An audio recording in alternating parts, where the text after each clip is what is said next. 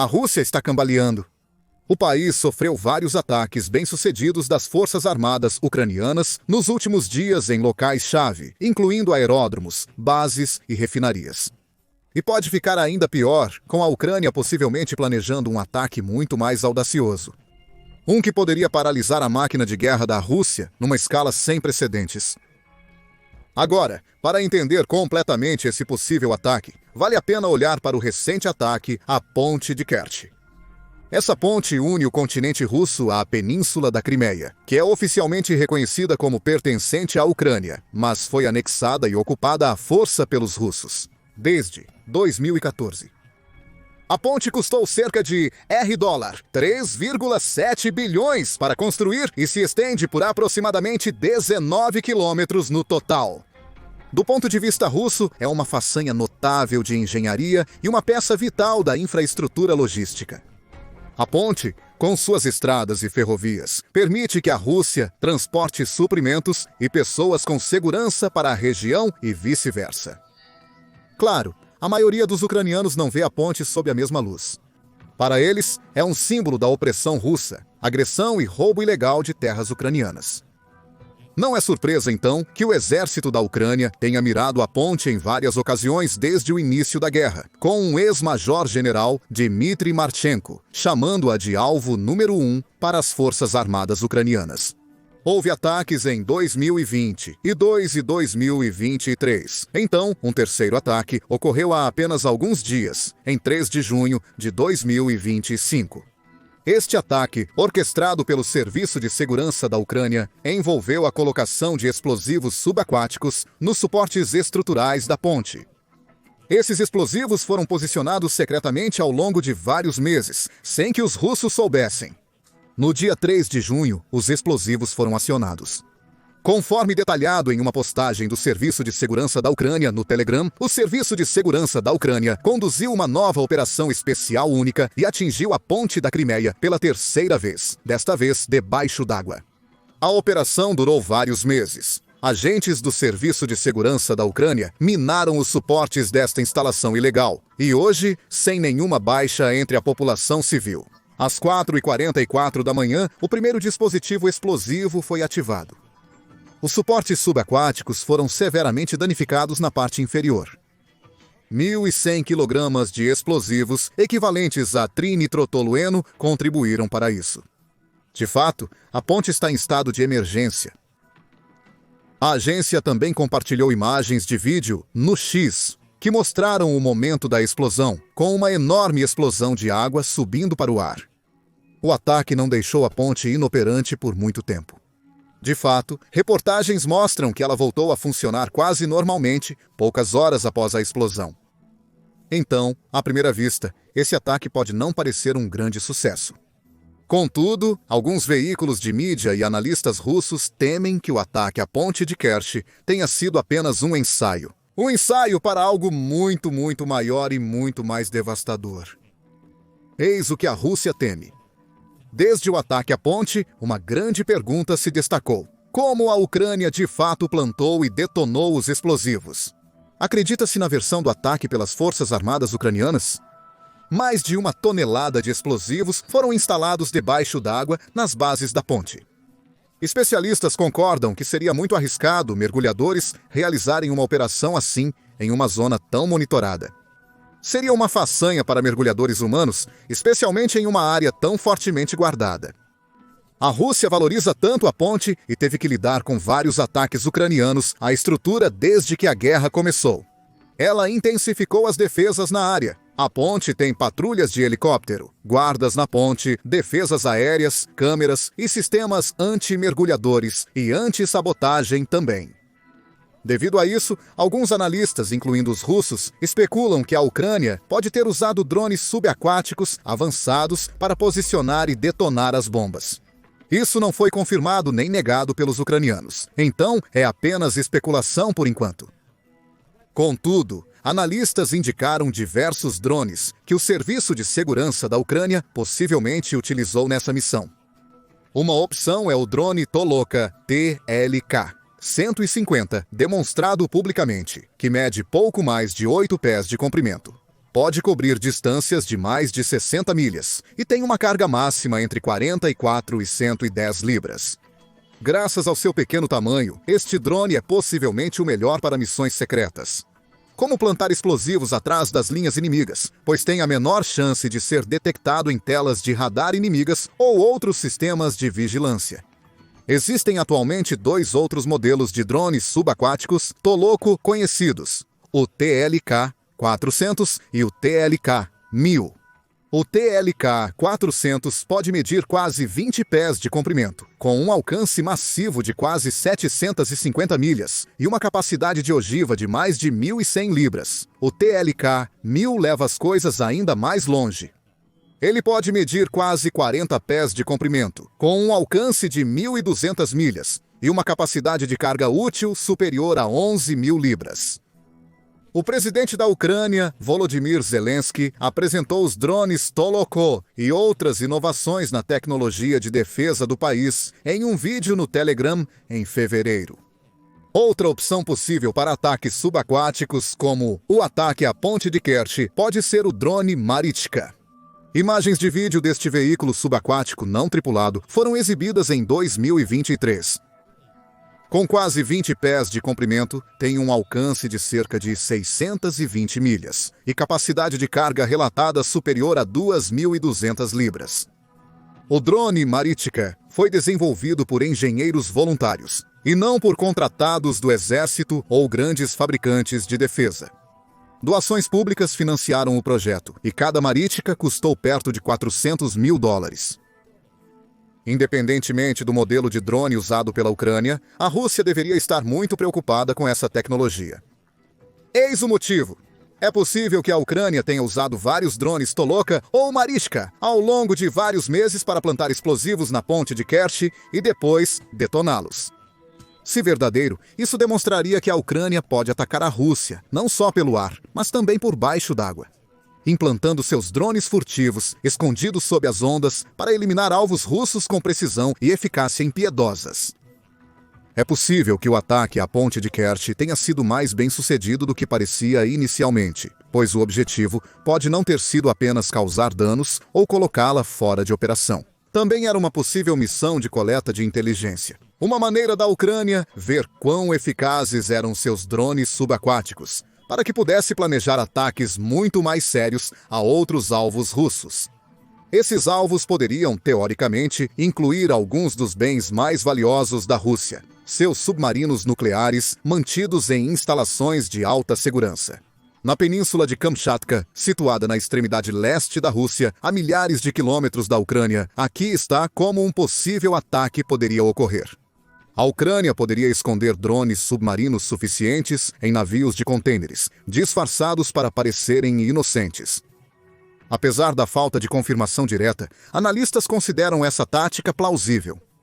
Isso seguiria o padrão do recente ataque da Operação Teia de Aranha da Ucrânia, onde drones foram contrabandeados para a Rússia, em caminhões que pareciam transportar galpões de madeira, mas na verdade estavam repletos de poder de fogo explosivo, que eventualmente choveu sobre várias bases aéreas em todo o país. Os navios porta-contêineres percorreriam uma longa distância, partindo da Ucrânia e atravessando o Mar Negro, passando pela Turquia, através do Bósforo, pelo Canal de Suez, atravessando o Mar Vermelho e a África, saindo para o Oceano Índico. A partir daí, os navios poderiam contornar a Austrália e seguir para o norte rumo às regiões do Extremo Oriente Russo. Existem vários fatores-chave que funcionam a favor da Ucrânia aqui. A Coreia do Norte já possui uma frota mercante, com navios de contêineres, que poderiam ser adaptados para uma missão militar. Em segundo lugar, os navios de contêineres são muito difíceis de regular e inspecionar devido ao seu enorme tamanho e aos recursos e tempo necessários para verificar cada contêiner. Isso, em teoria, facilitaria à Ucrânia ocultar drones a bordo sem detecção. Em terceiro lugar, a Ucrânia pode usar sua forte rede de aliados globais para planejar rotas furtivas e transportar os drones para onde são necessários. Você poderia coordenar sua rota de envio para portos internacionais operados por países como Austrália, Estados Unidos da América e Japão. Isso, novamente, reduziria as chances de os navios serem interceptados ou examinados de perto pelos russos. Os serviços de inteligência das nações aliadas podem trabalhar com o Serviço de Segurança da Ucrânia ucraniano para ajudar os contêineres a prosseguir sem alarmes. Quando os navios chegassem perto do extremo oriente da Rússia, poderiam se posicionar em áreas como o Mar do Japão ou o Mar de Okhotsk. Se os ucranianos estivessem audaciosos, poderiam tentar atracar seus navios em portos russos. Afinal, eles dirigiram caminhões com drones pela Rússia sem serem detectados durante o ataque da teia de aranha. Mas, como os drones TLK-400 e TLK-1000 têm um alcance impressionante, os ucranianos nem precisariam correr o risco de se aproximar demais. Eles poderiam posicionar seus navios próximos às bases navais russas e deixar os drones seguirem o resto do caminho sozinhos. De qualquer forma, com os navios posicionados, basta dar a ordem para lançar o ataque. Vários drones subaquáticos, incluindo o mais destrutivo TLK-1000S, poderiam ser liberados instantaneamente dos convéses dos navios, ou através de aberturas subaquáticas especiais ocultas abaixo da superfície da água. Os drones foram enviados aos seus alvos, que podem incluir os valiosos submarinos nucleares de Kamchatka e os navios da frota de superfície do Pacífico Russo, sediados na cidade portuária de Vladivostok. Lá, a Rússia tem uma cara gama de destroyers, corvetas e seu navio principal, o enorme cruzador da classe Slava, Varyag. É impossível estimar o dano que a Ucrânia poderia causar com esse tipo de ataque. Mas, certamente, representará um golpe massivo e possivelmente incapacitante para o exército russo, um golpe do qual pode levar anos para se recuperar. Isso se deve ao poder destrutivo dos drones em questão. Tantos ataques de drones se concentram em alvos individuais.